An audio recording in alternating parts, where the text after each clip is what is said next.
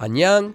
Welcome to the 14th lesson in this series. In this episode, we'll learn our last remaining sound change rules. We've certainly had to learn several sound change rules, but sound change rules exist for a good reason. They make pronouncing Korean a lot simpler, and once you start learning Korean, they'll become second nature. So let's jump into our lesson and finish learning the last of them.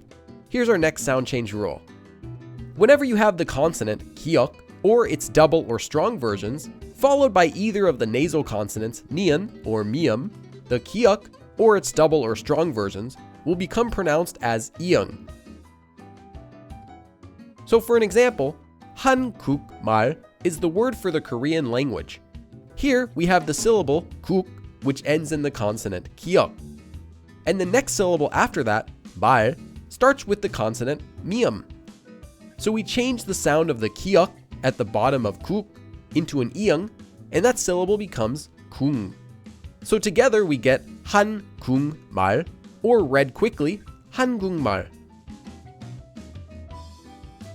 Here are a few more examples. 목마르다, 식로, 백만, 학년, 복나, 부엌문, 국물. Here's our next rule. Whenever you have a iung or a mium, and it's followed by a lil, the lil will become pronounced as a nian. For example, the first syllable, ends in a mium, and the second syllable, ryo, begins with a lil. So in this case, the lil in the syllable ryo will become a nian, and we get the sound nyo, nyo. Here are a few more examples. 탐나국, 강릉, 장로, 담력, 확률. Here's our next rule. This rule also uses the nasal consonant nian. However, this rule is only useful when no other sound change rule is already being used. Whenever you have a consonant that doesn't apply to any of the other rules, and that comes before a nian, that consonant will become pronounced as a nian. For a quick example, take this word. We previously learned that this is pronounced 합니다 because there's the consonant 비읍 that's followed by a nian. So in this case, since there's already another rule that we can use, we won't need to use this new rule, it's just 합니다. However, take a look at this example. Here we have a 치읓 at the end of the first syllable, and the next syllable starts with a nian. There isn't already a different rule that we've learned that we can use here with 치읓, so we can apply this new rule in order to read it. So for this word, the 치읓 changes and becomes a nian too, and we get 빛나. This rule makes pronouncing words like this possible. Here's another example. We have the consonant 시옷 at the bottom of the first syllable, followed by a nian. So the 시옷 becomes a nian, and we get the pronunciation of 만나.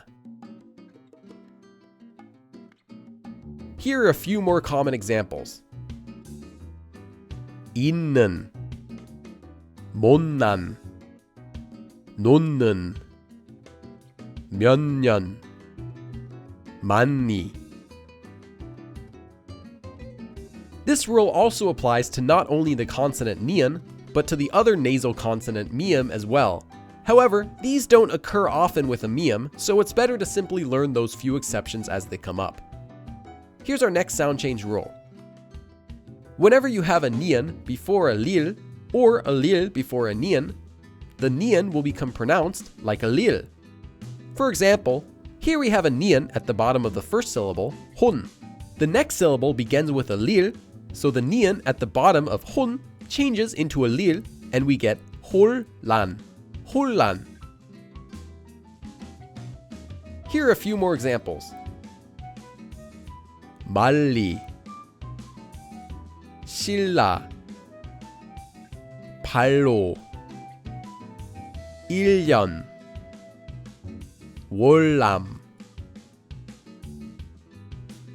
Now let's go to our final sound change rule. Okay, this isn't actually a sound change rule, but I wanted to make one last point and remind you that some words simply won't follow the rules. Some words have irregular pronunciations, and you'll simply have to learn these separately. But don't worry, most of these are so commonly used that you'll end up learning them just by hearing them, and you might not even realize they're irregulars until you compare them to the rules in these video lessons. Here are a few examples of what I mean. 16, 깻잎, 한자. Now, I'm not saying that these words don't follow any rules, but they're not following the typical sound change rules that are covered in these videos. And I also wanted to give you a tip about these rules. If you review all of these sound change rules again, you'll find that most sound change rules have to do with the base consonants, the two nasal consonants nian and mium, and the consonant lil. And that's all for this video. Congratulations!